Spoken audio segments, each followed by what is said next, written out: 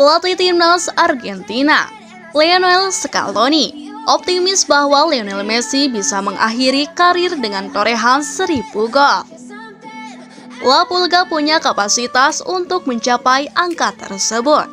Messi sejauh ini sudah mencetak 902 gol bersama klub dan timnas. Terbaru, ia menyumbang 1 gol saat Argentina menghajar Zambia 5-0 dalam laga uji coba di Buenos Aires pada Rabu 1 April 2026 pagi waktu Indonesia Barat. Di usia yang akan menginjak 39 tahun pada Juni nanti, Messi sudah berada di penghujung karir. Ia diperkirakan hanya punya waktu paling banyak 2-3 tahun lagi sebelum benar-benar gantung sepatu. Meski begitu, Scaloni meyakini anak asuhnya bisa untuk sekadar menembus angka 1000 gol. Saya pikir dia akan mencapai target itu, ujar sang pelatih. Jika dia terus bermain, saya pikir dia takkan menemui masalah. Semoga dia bisa terus bermain karena dia senang berada di lapangan dan kita semua ingin melihatnya. Beberapa jumlah gol yang pernah dia cetak dalam setahun, 90 gol lebih pada 2012, tegas Scaloni. Hanya Cristiano Ronaldo yang memiliki jumlah gol lebih banyak darinya, yakni 965. Bomber asal Portugal tersebut sudah berusia 41 tahun dan kontraknya di Al Nassr tersisa sampai 2027. Sementara itu, Messi masih memiliki kontrak sampai 2028 bersama Inter Miami. Waktu 2 tahun yang tersisa dinilai cukup bagi Messi untuk memburu rekor itu, asalkan tetap fit dan mampu rutin bermain. Timnas Argentina terus mematangkan persiapan menjelang Piala Dunia 2026. Pada FIFA Matchday bulan ini, mereka menggelar 2 laga uji coba. Setelah menaklukkan Mauritania, La Albi Celeste kini bersiap menghadapi tantangan dari Zambia. Duel melawan Mauritania yang berlangsung pada Sabtu 28 Maret berakhir dengan kemenangan tipis 2-1 untuk Argentina. Laga kontra Zambia akan menjadi panggung persiapan terakhir bagi Argentina sebelum mereka bertolak untuk mempertahankan gelar di Piala Dunia 2026 pada Juni mendatang. Di Piala Dunia 2026, Argentina menempati grup yang relatif gampang. Mereka tergabung di grup C yang berisikan Aljazair, Austria, dan Yordania. Di atas kertas, tim Tenggo seharusnya bisa dengan mudah lolos sebagai juara grup. Pada edisi sebelumnya, Argentina menjadi juara dengan menumpas Prancis dalam partai final yang dilangsungkan di Lusail Iconic Stadium, Doha, Qatar. Messi mencetak 2 gol dalam pertandingan tersebut. Yang pertama ia torehkan dari titik penalti pada babak pertama, sementara yang kedua terjadi di paruh kedua babak extra time. Adapun di sepanjang turnamen, ex-kapten Barcelona itu mengoleksi 7 gol dan 3 assist. Beban ekspektasi Argentina di Piala Dunia 2026 sangat tinggi. Hal itu tak terlepas dari keberhasilan mereka menjuarai edisi sebelumnya di Qatar. Messi sukses mengakhiri penantian panjang Argentina dengan menumbangkan Prancis lewat laga final yang penuh drama.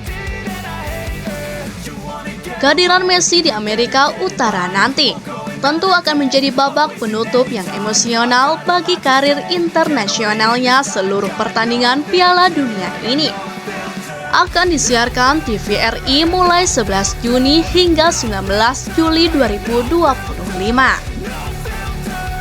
Dengan memiliki hak siar secara utuh, TVRI akan menayangkan 104 pertandingan Piala Dunia 2026.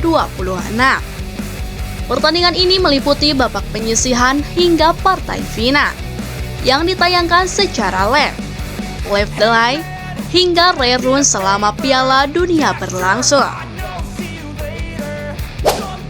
Chelsea baru saja merilis laporan keuangan yang mengejutkan.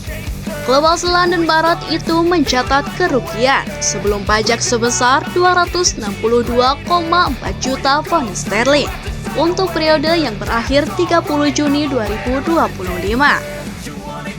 Jumlah ini menjadi yang terbesar dalam sejarah Premier League. Rekor sebelumnya dipegang Manchester City pada musim 2010-2011. Kerugian ini terjadi karena biaya operasional yang naik tajam dibanding musim sebelumnya. Padahal, pada 2023-2024, Chelsea sempat mencatat keuntungan setelah menjual beberapa aset klub. Sekarang, kondisi keuangan mereka terlihat lebih berat, meski pemasukan tetap cukup tinggi. Situasi ini jadi peringatan bagi manajemen di tengah ambisi besar pemilik baru. Klub perlu segera mengambil langkah agar kerugian tidak terus bertambah. Manajemen menjelaskan bahwa kerugian ini terjadi karena perubahan besar di dalam klub. Salah satu pengeluaran terbesar adalah komisi agen pemain. Chelsea menghabiskan 65,1 juta pound sterling hanya untuk membayar agen pada musim 2025-2026. Angka ini jauh lebih tinggi dibanding klub lain di Premier League.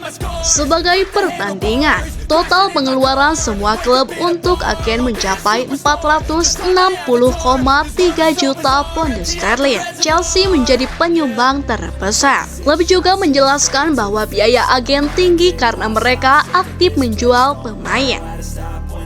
Dalam sistem transfer modern, klub penjual tetap harus membayar komisi agen. Meski rugi besar, Chelsea masih dianggap tidak melanggar aturan keuangan liga, yaitu Profitability and Sustainability Rules. Hal ini karena ada beberapa biaya yang tidak dihitung sebagai kerugian, seperti investasi untuk stadion, akademi, dan tim wanita. Aturan ini memberi batas kerugian maksimal 105 juta pound sterling dalam 3 tahun, dan Chelsea masih berada dalam batas aman. Klub bahkan yakin kondisi keuangan mereka akan membaik. Mereka memperkirakan pendapatan bisa mencapai 700 juta pound sterling pada musim 2025-2026. Salah satu sumber optimisme datang dari partisipasi mereka di turnamen internasional yang memberi pemasukan tambahan. Ini diharapkan bisa menutup dampak belanja pemain besar sejak era Todd Bowley yang totalnya mencapai 1,5. Selain masalah saat ini, Chelsea juga masih menghadapi kasus lama dari era Roman Abramovich. Selain masalah saat ini, Chelsea juga masih menghadapi kasus lama dari era Roman Abramovich. Manajemen sekarang sudah menyiapkan dana cadangan untuk membayar denda jika diperlukan, agar tidak mengganggu operasional klub. Sebelumnya, Chelsea juga pernah menghadapi kasus serupa. Mereka terhindar dari pengurangan poin karena bersikap kooperatif dan hanya menerima denda 10,75 juta euro serta pembatasan transfer sementara.